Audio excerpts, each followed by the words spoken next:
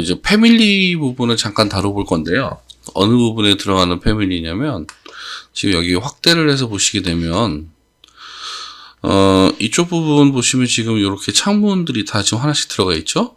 그죠? 자, 이 부분에 들어가는 창문들을 보통 우리가 이제 프로젝트 창이라고 부릅니다. 프로젝트 창이라고 이렇게 우리가 얘기를 많이 해주는데, 프로젝트 창.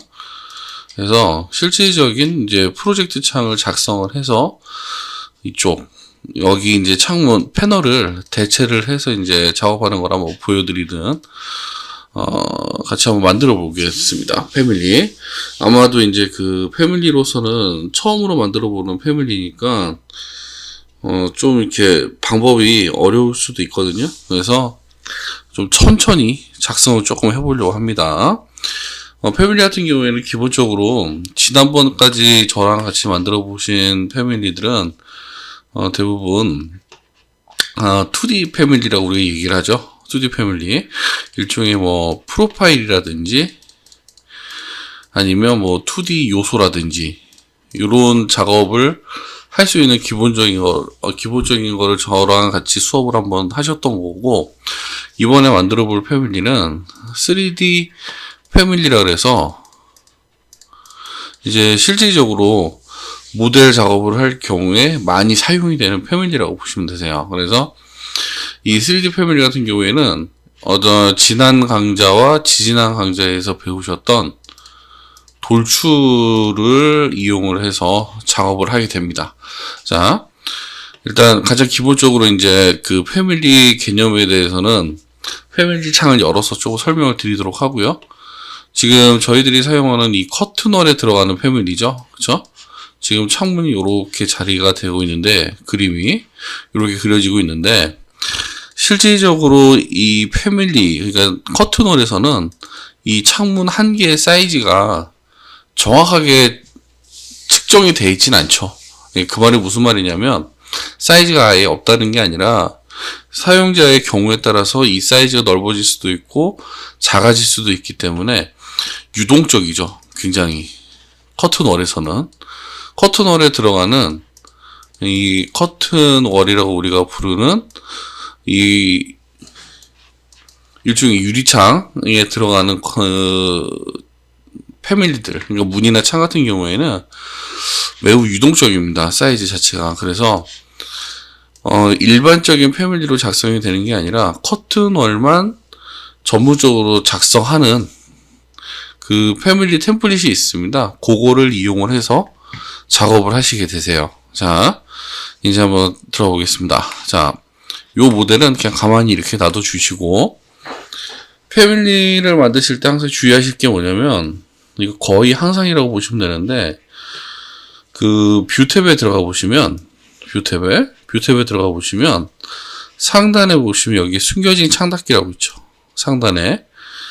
자, 여기 보시면 제가 창을 이동시켜서 보여드릴게요. 숨겨진 창닫기라고 있죠. 요걸 한 번씩 눌러 주셔야 돼요. 요거를. 얘를 눌러주는 이유가 왜 그러냐면, 여러분들이 이렇게 작업을 하시다 보면 1층도 갔다가 2층도 갔다가 막 지붕도 갔다가 그 다음에 측면도도 이동을 했다가 이런 식으로 자꾸 창을 이동을 하시게 되는데, 자꾸 이렇게 이동을 하시다 보면 요렇게 식으로 굉장히 무수하게 많은 창들이 열리게 되죠. 그쵸? 그러면 실질적으로 여러분들이 이제 패밀리를 제작을 하시고 갖고 들어오실 때 창들이 서로 이제 섞이게 되면서 제대로 이제 못 들어오는 경우가 생깁니다. 그렇기 때문에 항상 숨겨진 창닫기를 이용을 해서 패밀리를 작성하기 전에는 반드시 얘를 이렇게 한번 눌러가지고 나머지 창들을 다 꺼주시면 돼요. 얘를 눌러주시든지 아니면 여기 있죠? 아이콘이. 요거 두 개 중에 아무거나 누르셔도 상관없습니다. 자, 한 번 눌러볼게요. 자, 이렇게 딱 눌러주시면 열려있던 창들이 전부 다 닫히게 되고요. 자, 패밀리는 어디서 불러오시냐면, 여기 상단에 응용 프로그램 버튼을 눌러주시면, 여기 응용 프로그램 버튼 눌러보시면 이쪽에 새로 만들기라고 있죠. 그죠? 이 주의하실 게 뭐냐면, 응용 프로그램 버튼을 누르시고 새로 만들기를 클릭해 버리시면 프로젝트가 이렇게 열려요. 근데 저희들은 패밀리를 작성을 해야 되기 때문에, 자, 응용 프로그램 버튼을 누르시고 새로 만들기 위해 마우스를 가만히 올려보시면 여기 패밀리라고 있죠. 그렇죠? 그래서 패밀리를 선택을 이렇게 해주시면 저장되어 있는 패밀리 템플릿들이 이렇게 열리게 됩니다. 그럼 여기서 어떤 걸 찾으시냐면, 지금 저희들이 커튼 월에 들어가는 창을 만드는 거죠. 그렇죠? 그러면 커튼 월 창을 선택을 해주시면 되는 거예요. 커튼 월 창. 자, 쭉 내려보시면요. 아마 한글판에서는 미터법 창 커튼 월이라고 있죠. 바로 요겁니다. 미터법 창 커튼 월. 자, 이 미터법 창 커튼 월을 선택을 해주시고, 기본 템플릿으로 문 같은 경우에는 미터법 문, 그 다음에 커튼 월, 요게 되겠죠. 자, 미터법 창 커튼 월을 선택을 해주신 다음에 열기 버튼을 딱 눌러주시면 이런 식으로 해서 패밀리가 열리게 되는데, 이게 이제 기본적인 템플릿이고요. 지금 여러분이 보고 계시는 거는 평면도입니다. 지금 우리가 보고 있는 거는 평면도. 지금 보시면 아시겠지만 전체의 사이즈에 전부 다 EQ라고 좀 들어가 있죠. 양쪽의 길이가 같다는 소리죠. 여기하고 여기가. 이 말은 무슨 말이냐면, 바꿔서 다시 얘기하면 폭이 이미 지정이 되어 있다는 거죠. 그러니까 사용자는 이 전체 이 창의 길이에 있어서는 지정할 필요가 없다. 이렇게 이해를 하셔야 돼요. 이 마크가 붙어 있는 경우에는. 자, 여기 보시면 지금 여러분들이 보고 계신 이 화면은 평면입니다. 평면. 여기 나와 있죠? 평면도. 지금 여러분들이 보고 계시는 창은 여기 평면도고요. 자, 그 다음에 인면도를 제가 열어볼게요. 그 다음에 3D 뷰. 세 개의 지금 탭을 열었는데, 패밀리를 작성을 할 때 사용하는 기본 화면들은 첫 번째가 참조 평면. 그래서 참조 레벨을 가장 많이 사용을 하고요. 그 다음에 외부를 사용을 많이 합니다. 그리고 3D 뷰를 사용을 하게 되는데, 참조 레벨에서 작성하는 거는 보통 두께에 대한 부분들. 두께. 이게 무슨 말이냐면, 이게 말로 들으면 되게 어렵죠. 프로젝트 창이 이제 이렇게 그려진다라고 스케치를 이렇게 해보면요. 프로젝트 창이 이렇게 있으면, 제가, 이렇게 있으면, 이쪽에 유리창이 이렇게 들어가 있겠죠? 대충. 자, 두께에 관련한 부분이라는 거는 바로 이 두께에 관련된 부분입니다. 창문에.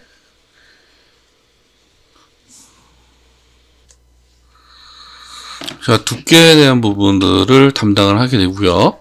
그러니까 참조 레벨에서 그리는 거는 쉽게 설명드리면 객체를 위에서 내려다보는 그림. 즉, 이 프로젝트 창 같은 경우에는 창문의 전체적인 평면도가 나오겠죠. 평면도. 그러니까 아마도 이런 형태가 나올 거고요. 3D 뷰에서는 그냥 확인용이라고 보시면 됩니다. 확인용 뷰라고 보시면 되고, 외부 같은 경우에는 사실 외부에서 보셔도 상관없고 내부에서도 보셔도 상관없는데, 전체적인 형상에 관련된 부분이라고 보시면 됩니다. 형상. 이 형상이라는 거는 프로젝트 창을 이쪽 방향에서 이렇게 쳐다보게 되면 보이는 도면이 있겠죠. 정면도. 이런 형식으로 보이는.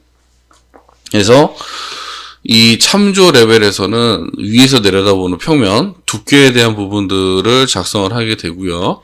그 다음에 인면도에서 특히 외부에서는 형상에 관련되는 부분을 작성을 하게 됩니다. 그리고 패밀리 같은 경우에는 작성을 할 때 몇 가지 순서가 있는데요. 첫 번째는 참조 평면입니다.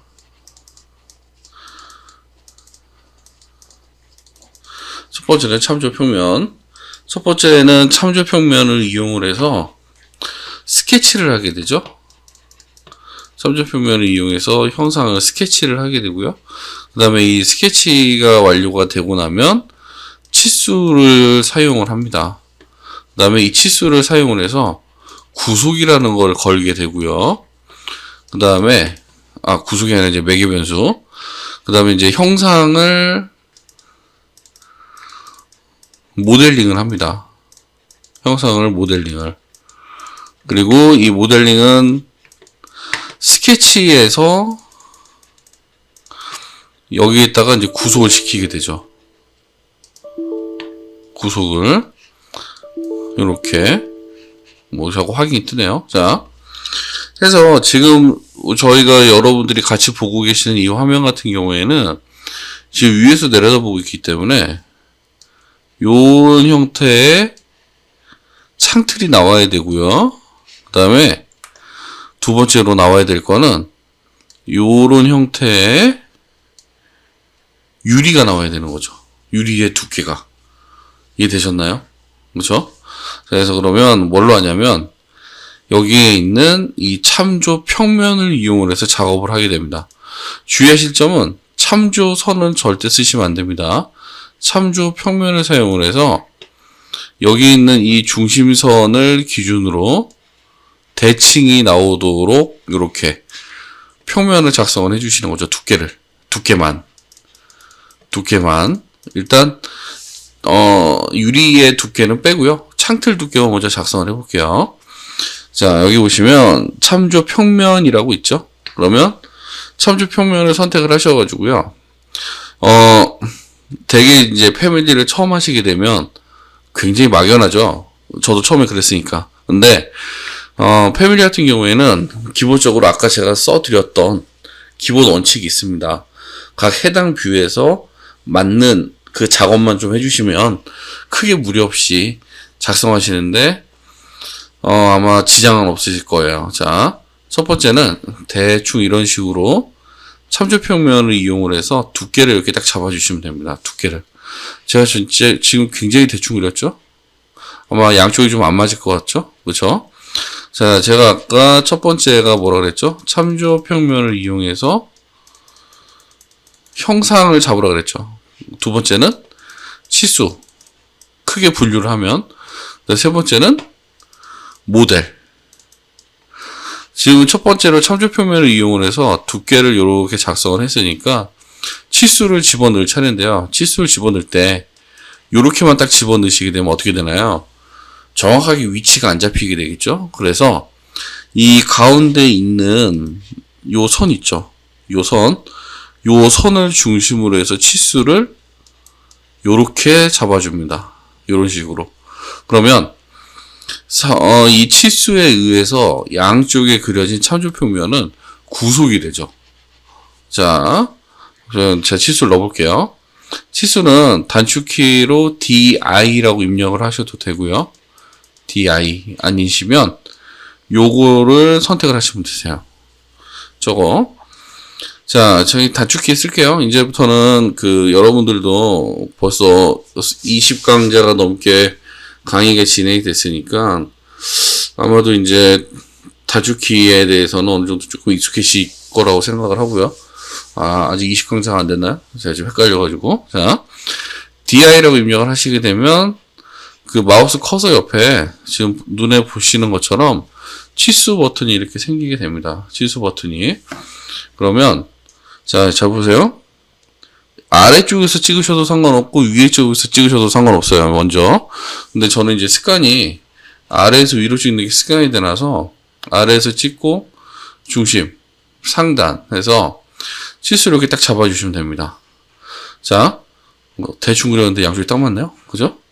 자, 제가 아마 커튼을 작성하실 때 양쪽을 대칭으로 맞출 때는 어떻게 한다 그랬죠? 그쵸. 여기 있는 EQ를 한번 딱 눌러주시면 양쪽이 이제 대칭이 되겠죠. 그쵸? 그리고 나서 전체 치수를 이렇게 싹 잡아주시면 돼요. 치수를 넣으실 때는. 첫 번째 넣어주는 요 EQ라는 치수는 여기 있는 이 중심선을 기준으로 양쪽에 붙어있는 치수선들이 동일하게 움직이게 잡아주는 거고, 여기에 있는 이 전체 치수를 이용을 해서 요 폭을 조정을 하게 됩니다. 이 폭이 만약에 300이 되면 여기에 EQ가 걸렸기 때문에 여긴 다 150으로 맞춰지겠죠. 자, 한번 그걸 맞춰볼게요. 자, 치수를 기입을 했는데 그러면 이 치수